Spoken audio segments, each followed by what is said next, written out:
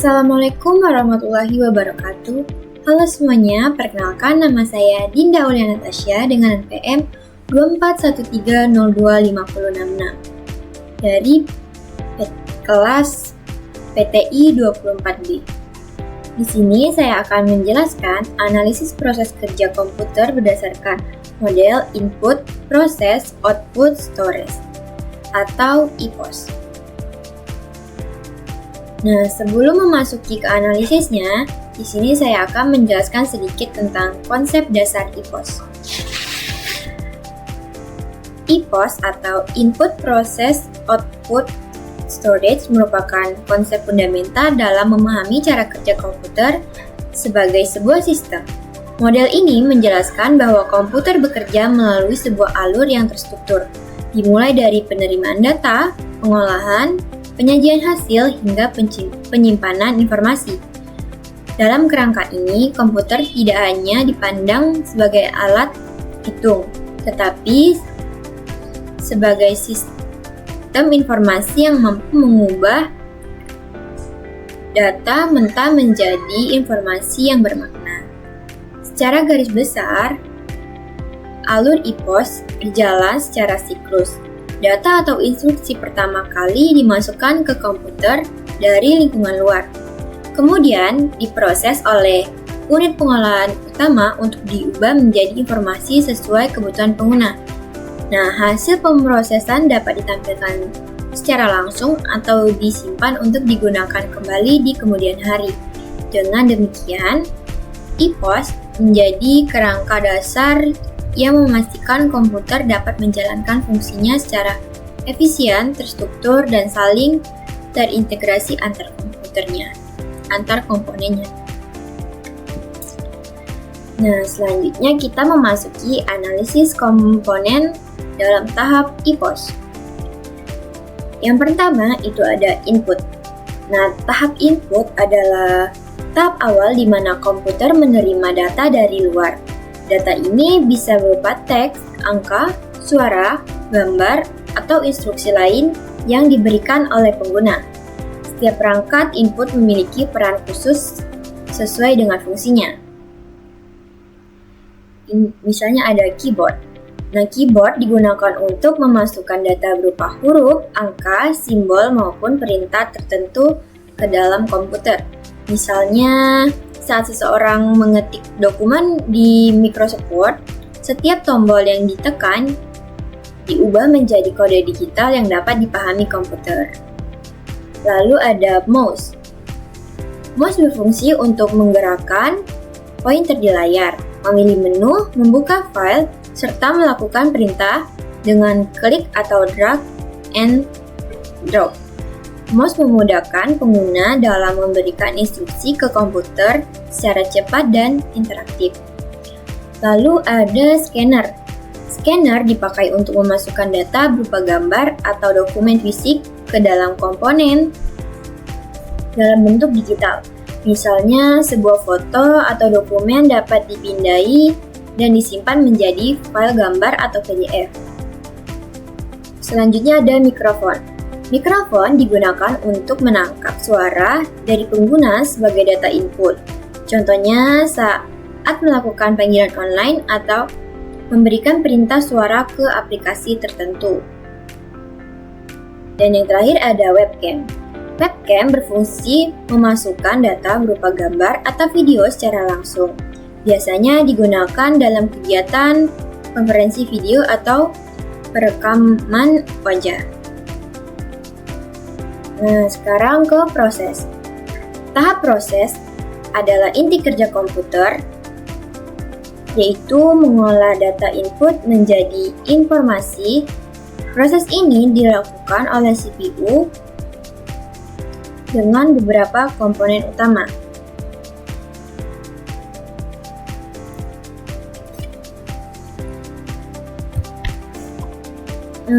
Yang pertama ini ada ALU atau Arithmetic Logic Unit.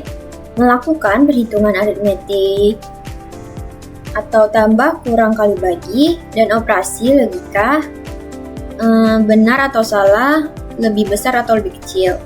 Selanjutnya ada CU atau Control Unit, mengatur jalannya instruksi, kapan data diambil, diproses, dan dikirim ke output atau storage.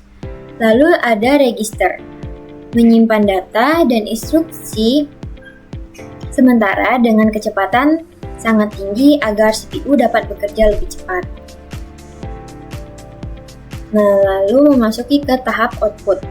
Tahap output adalah hasil dari data yang sudah diproses kemudian disajikan dalam bentuk yang dapat dipahami pengguna. Perangkat output memiliki fungsi masing-masing, yaitu perangkatnya yang pertama ada monitor. Monitor ini menampilkan hasil dalam bentuk visual seperti teks, gambar, grafik, atau video. Nah, lalu ada printer. Printer ini menghasilkan output berupa dokumen atau gambar dalam bentuk cetak fisik. Lalu speaker. Speaker mengeluarkan hasil dalam bentuk suara, misalnya musik atau audio dari video. Lalu ada proyektor. Menampilkan hasil olahan komputer ke layar yang lebih besar atau kebutuhan presentasi atau tontonan. Lalu ada di sini memasuki ke tahap storage. Nah, tahap storage adalah tempat menyimpan data atau informasi baik sementara maupun permanen. Nah, di sini ada jenis-jenis storage antara lainnya. Itu yang pertama ada RAM atau Random Access Memory. Menyimpan data sementara saat komputer bekerja, namun akan hilang ketika komputer dimatikan. Nah, lalu ada hard disk atau SSD, itu menyimpan data secara permanen dalam kapasitas besar, misalnya dokumen, aplikasi, dan sistem operasi. Nah, lalu ada optical disk atau CD atau DVD, media penyimpanan tambahan untuk menyimpan file dalam bentuk fisik. Nah, lalu di sini ada cold storage, penyimpanan data secara online melalui internet agar bisa diakses dari mana saja. Nah, kita memasuki ke bagian proses EPOS. Nah, di sini ada menggambarkan alur kerja komputer secara semestif. Nah, tahap pertama itu adalah input, di mana data atau instruksi dimasukkan melalui perangkat seperti keyboard, mouse, scanner, mikrofon, atau webcam. Nah, data ini masih berupa bahan mentah yang belum bisa dimanfaatkan langsung oleh pengguna. Nah, data dari input kemudian masuk ke tahap proses, yaitu inti pengolahan data yang dilakukan oleh CPU. CPU terdiri dari beberapa komponen, yaitu ALU yang menangani perhitungan matematika dan logika, CU yang mengatur alur instruksi, serta register yang menyimpan data sementara. Proses ini mengubah data mentah menjadi informasi yang siap digunakan. Setelah diolah, hasilnya bisa diteruskan ke dua arah. Pertama, menuju output, yaitu perangkat seperti monitor, printer, speaker, atau proyektor yang menampilkan informasi dalam bentuk yang dapat dipahami manusia, baik berupa teks, gambar, suara, maupun cetakan fisik.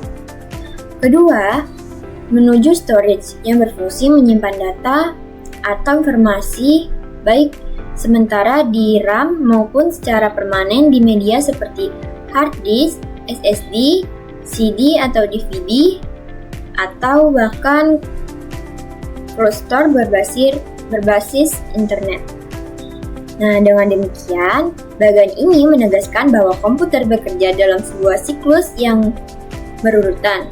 Data dimasukkan melalui input, diolah, diproses, ditampilkan sebagai output, dan disimpan dalam storage agar bisa digunakan kembali di kemudian hari. Nah, di sini saya akan menjelaskan kesimpulannya. Nah, jadi berdasarkan analisis yang saya lakukan, dapat disimpulkan bahwa model input process output storage atau EPOS merupakan kerangka penting dalam memahami cara kerja komputer.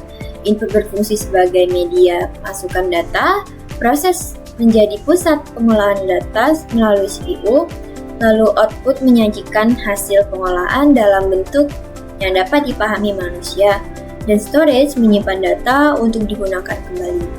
Keempat tahap ini saling berhubungan dan membentuk siklus kerja yang berkesinambungan. Dengan memahami EPOS, mahasiswa dapat lebih mudah memahami prinsip dasar kerja komputer yang sangat relevan dalam mata kuliah perakitan dan instalasi komputer.